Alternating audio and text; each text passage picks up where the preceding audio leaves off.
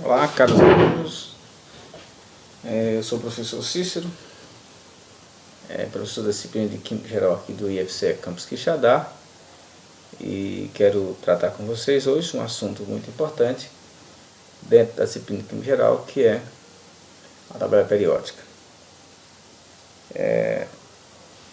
Antes de se estudar a tabela periódica, é necessário que você tenha visto e tenha tido a compreensão do assunto sobre configurações eletrônicas, pois é ela que vai nos embasar no entendimento da classificação dos elementos na tabela periódica. E esse assunto também tem uma importância muito grande, quando se vai se tratar do assunto posterior, que é ligações químicas, porque justamente por saber a classificação do elemento, você vai poder ter mais facilidade em compreender o tipo de ligação a ele associado. Então vamos à aula. Essa é uma tabela periódica comumente apresentada. Eu coloquei aí uma tabela periódica que eu peguei da internet, então desculpa aí ter palavras inglesas, etc. Mas ela vai servir para aquilo que eu quero explicar nesse momento. A tabela ela é constituída por linhas verticais, que nós chamamos de família ou grupos, e linhas orientais, que nós denominamos de período. Esses períodos, nós temos 7 períodos na tabela periódica, e nós temos 18 famílias. É importante também você ressaltar que algumas das famílias são bem características, como os gases nobres, ali destacados. São elementos que têm baixa reatividade e são gasosos à temperatura ambiente. O destaque seguinte, nessa círculo amarelo, é uma forma de você, sempre que você pegar uma tabela periódica, observar a legenda que ela usa para especificar cada quadradinho desse que há na sua estrutura. Então aí nós temos nesses quadrados indicando que o símbolo do elemento fica no centro, como o ferro, por exemplo, Fe. O número do elemento fica acima, o número atômico do elemento fica acima, ou seja, no ferro 26, e o seu nome embaixo. Isso vale bem para o hidrogênio, Tem número atômico 1, símbolo H e nome hidrogênio.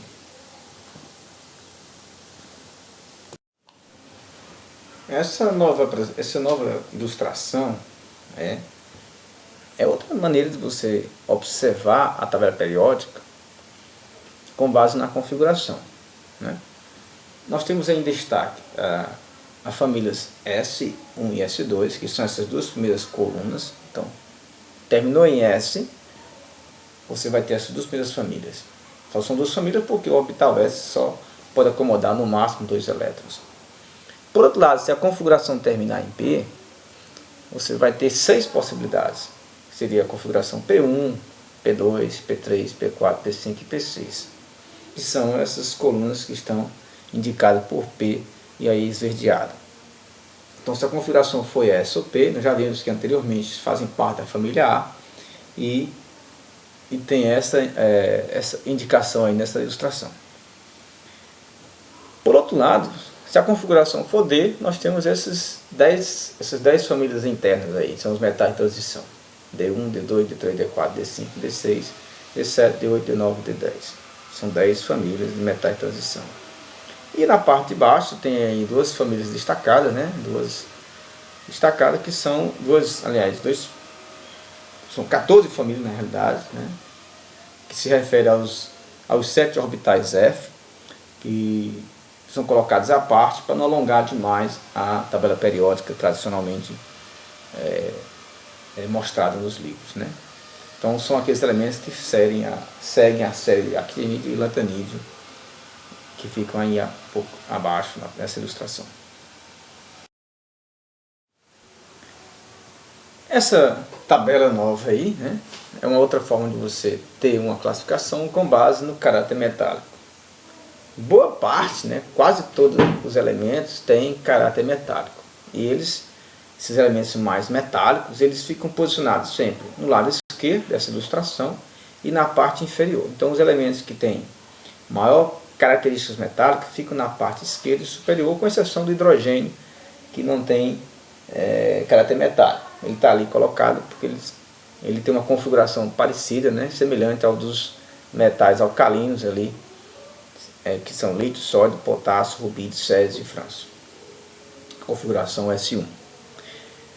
Então, quase todos os elementos são metálicos, ou seja, tem pontos de fusão altos, ou seja, são sólidos a temperatura ambiente, à exceção do mercúrio. São elementos que têm boas condutividades elétricas e também de calor. São elementos que têm brilho, que apresentam são lustrosos, né? Têm cores e que têm, né, outra característica, facilidade em sofrer oxidação. Essas são as características metálicas.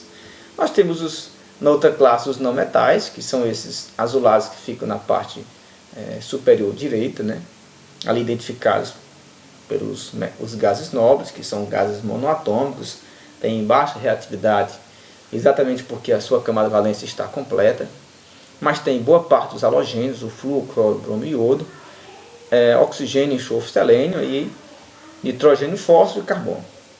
Esses elementos são não metálicos, portanto são naturalmente quase todos eles gasosos a temperatura ambiente. Eles têm baixa capacidade de conduzir calor e eletricidade, a exceção do carbono na sua alotropia de grafite, que é um bom condutor. Mas em tese é isso, eles são elementos em contraste com os não metálicos em termos de propriedades.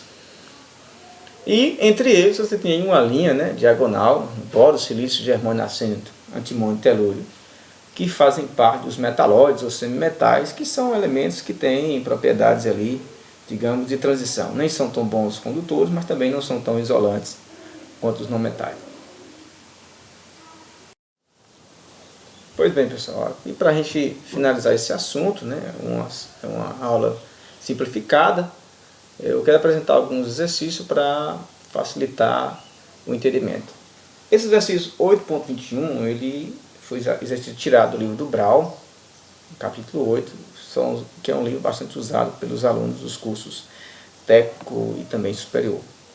Ele solicita que você agrupe as seguintes configurações eletrônicas em pares que representariam propriedades químicas semelhantes dos seus átomos. Olha, na tabela periódica você está agrupando os elementos em famílias, aqueles elementos que têm propriedades químicas semelhantes.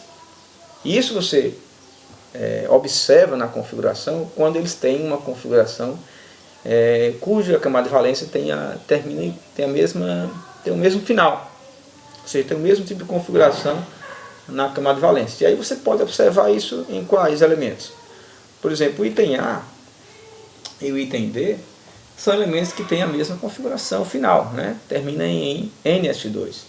Então, certamente esses dois elementos, que não precisamos saber nem quais são, eles terão reatividades químicas muito parecidas, justamente por conta disso. Isso vai também se repetir nos elementos seguintes, do item B e F, né? Que tem configuração terminada em NS2, NP3. 2S2, 2P3 no item B, 3S2, 3P3 no item F. Então, são elementos que também terão propriedades químicas semelhantes. E, por fim, né, o item C e E, que tem configuração terminada em S2P6. Veja que no item C eu quero chamar a atenção.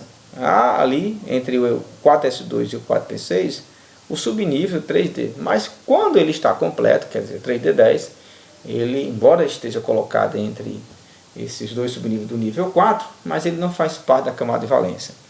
Apenas vai fazer parte da camada de valência quando ele está incompleto. Então a configuração 3D10 não faz parte da camada de valência, mas sim o 4S2 e o 4P6, que é o final e dado parecido com o do item E. Esse exercício seguinte, 8.24, solicita que você especifique o grupo da tabela periódica no qual se encontra cada um dos elementos a seguir. O item A é um elemento que tem configuração final NS1. Entre colchetes tem aí o elemento neônio para indicar que antes desse 3S1 existe a configuração correspondente neônica, que é 1s2, 2s2, 2p6.